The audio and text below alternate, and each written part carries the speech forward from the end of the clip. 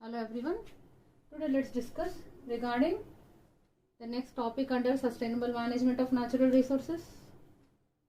That is all the different contents regarding management of resources, traditions followed during the Vedic periods, forests and the wildlife, the stakeholders, management of forests.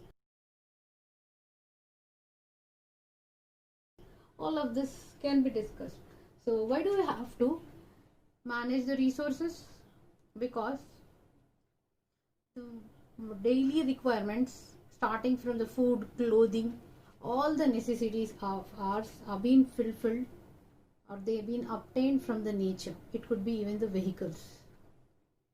Some of the energy we get it from the sun as well in the form of solar energy.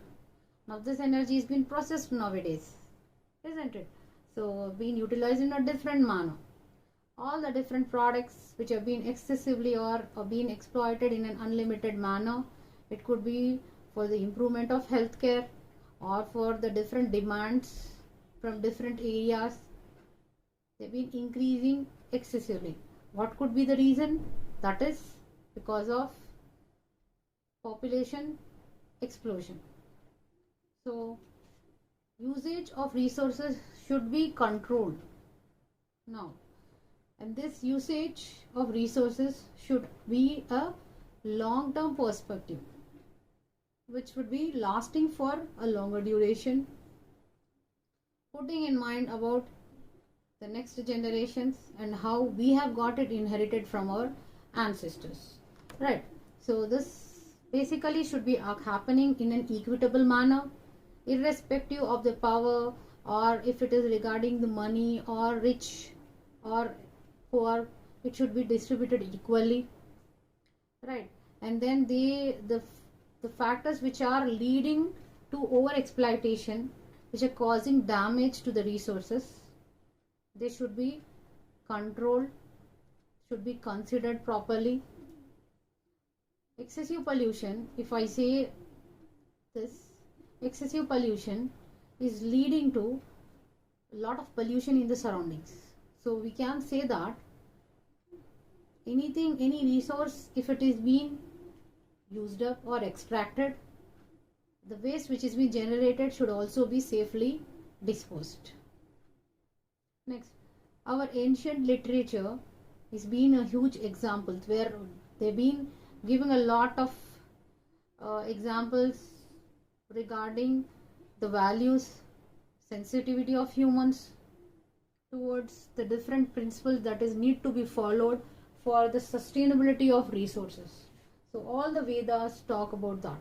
So there are a lot of hymns being said. So we will talk about one which is being translated right from our like Indian texts from the like ancient forms from the Sanskrit to English, where it's been said that whenever I dig you out, O earth, may that quick regenerate again. May we not damage the vital habitat and its heart.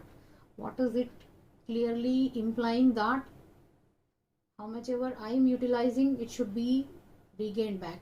So the utility also should be controlled. This was once translated by Devi Chand during the year 1997.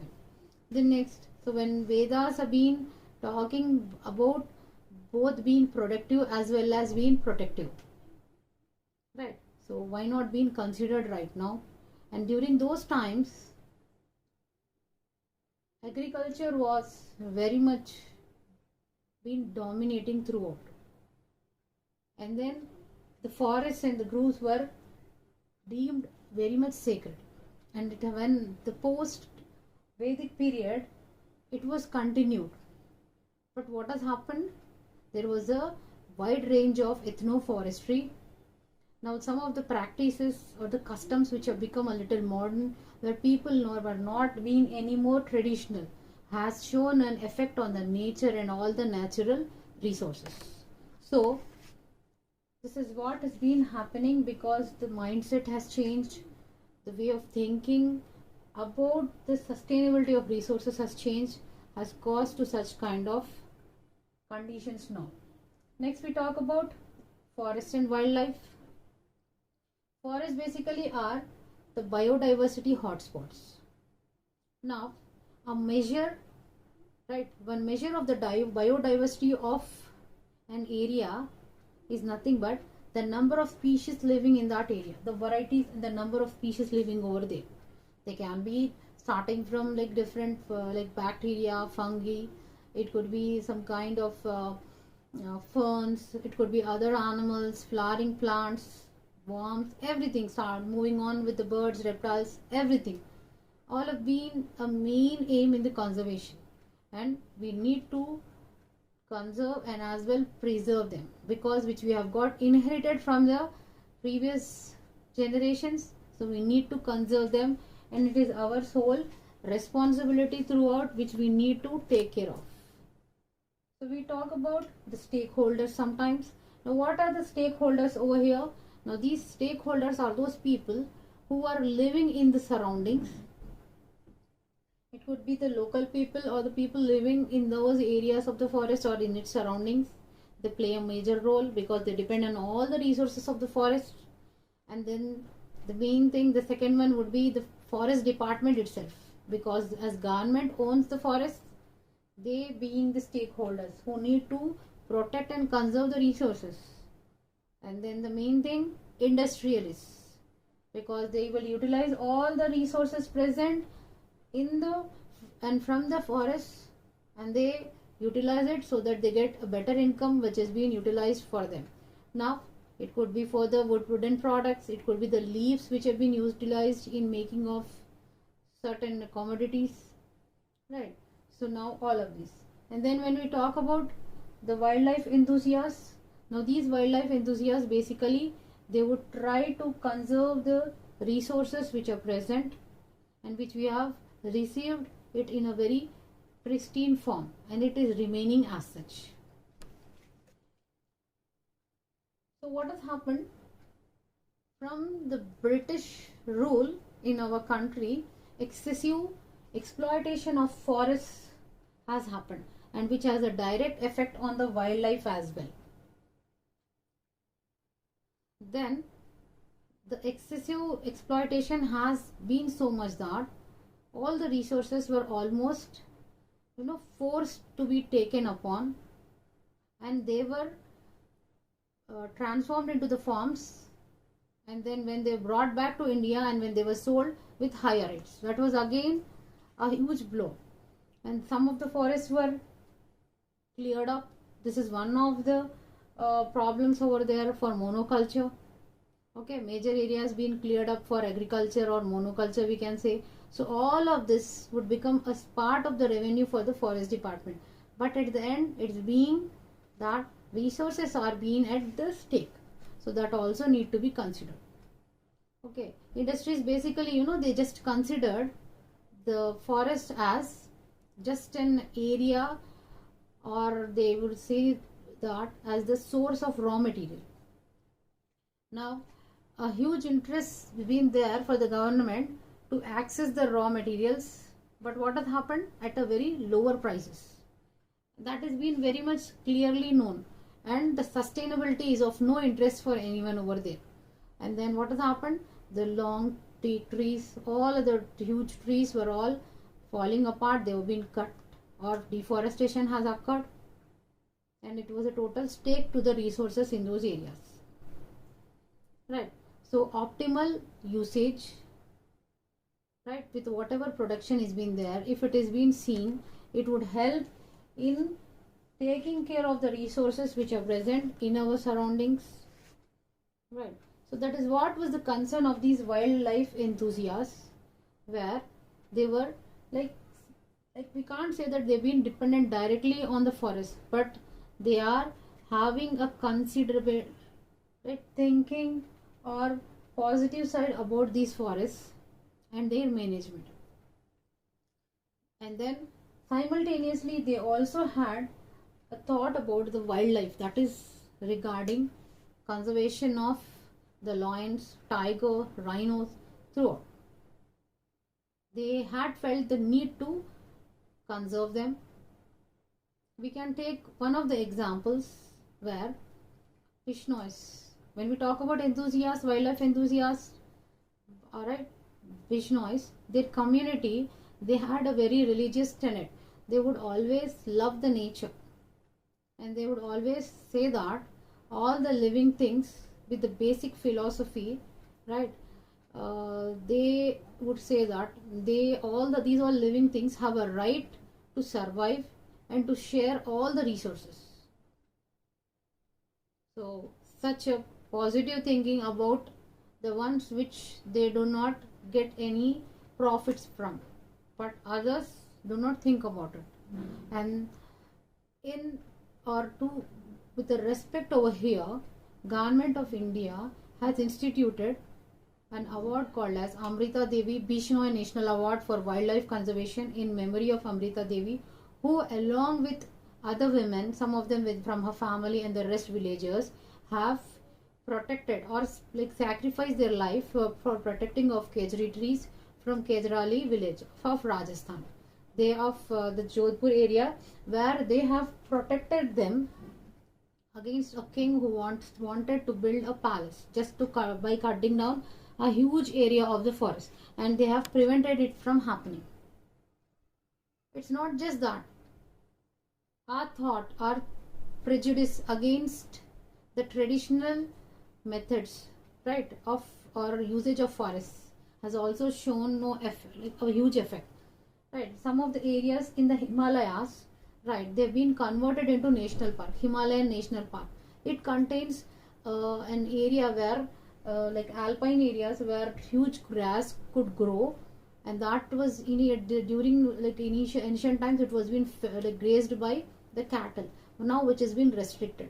So what has happened during summers, there the huge grass grows and they would fall because no one's there to graze it, so it falls over the smaller ones and not letting them grow properly. So fresh growth is not being seen, and it is again showing a disturbance in the system. We can't say that local people are only been responsible over there. Industrial development is making a huge contribution to this. Tourists entering into those areas, those tourists would try to intervene or will cause some kind of pollution or damage to certain areas. And we also get that human intervention is playing a major role in this forest landscape. So now these resources have to be used, right, both in a positive environmental development and developmental manner, where they both of them should run in unison. Only then over exploitation would be controlled and ecology can be conserved. So the kind of economic and social development we want will ultimately determine whether the environment will be concerned or conserved, or it would be further destroyed. So it all depends upon the thinking and also on the application. So we talk about management of forests. This always is the major priority over here, right? They are often been the forest products have been always been available to the people or into the market. At one time, a Chipko Andolan was carried forward, where the people from a small village from Reni Gariwal, which were like during the year 1970s. Now this has happened when one of the contractors wanted to fell off some of the huge trees present in that forest, and when they were being prevented from that, there were some protests. The contractor tried to enter into the forest and cut down the trees when men folk were out for their work. So the women at that instant, they have come out, started hugging the trees and did not let that happen. And then finally the contractor has to withdraw this. So we would say that when with a small village or few people could come forward and save those resources present in our area, why not the ones who have been having a more exposure, and now they have to save the resources in their surroundings. So this Chipko movement started spreading throughout. It was been highlighted in different communities, media. For government was forced to think again, right? The priorities have changed now. Destruction of forests have come down because of this movement. And now the quality of the soil, forests, the different products, it could be the water passing through that has improved. participation of local people, like what we have said, will be playing indeed an efficient role of them. Right. Then we can talk about example of people's participation. We can talk about one of the examples. Like we would say that an officer called as A.K. Banerjee, where he was specifically was in charge of a forest department, where he has changed strategy. Initially it was like forest officers and the people who were in the forest who were alienated from the forest, they always had a fight. Peasants were transformed into Naxalites. But this so-called person called as A.K. Banerjee, a forest officer, he has totally changed the perspective. A new strategy was put forward. He has involved the villagers to protect a major part of, right, a sal forest which was totally degraded. Almost 1227 hectares of land, right, was being considered over here. So they have come forward, taken care of that. Now the forest has is being put back into its normal conditions. In turn, they were provided with protection, some kind of employment, and they were given some amount of the profits from approximately 25% of that was profits were given to them from the harvest. Some fuel, fodder, everything was provided. A new perspective. Instead of going against something, flowing with that and then utilizing the people and the taking care of the resources was the main criteria over here. So because the people were active and willfully participating over here, resources were managed sustainably, and then almost 275 sal forests of Arabari, right, they went with an remarkable recovery, and it has happened by the year 1983, and then the forest which was worthless prior totally got disrupted. Now it was having a value of almost 12.5 crores. It is so participation of people is playing a major role in management of resources. So if it has been taken in a positive manner, resources can be saved and people can live peacefully. Thank you so much. Hope you have understood the topic.